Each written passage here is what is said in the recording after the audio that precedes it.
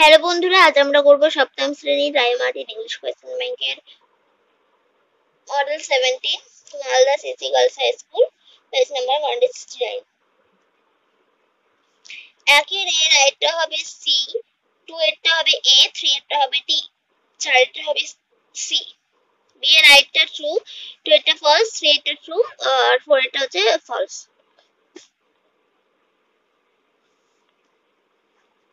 Twin right to be the workmen dug the earth for the construction of a building. To it the bones belonged to a huge animal, the dinosaurs. 3 right unwanted, to it irregular. B right have a must, to it may. C right minus এভাবে লিখবে, to it bits এভাবে লিখবে।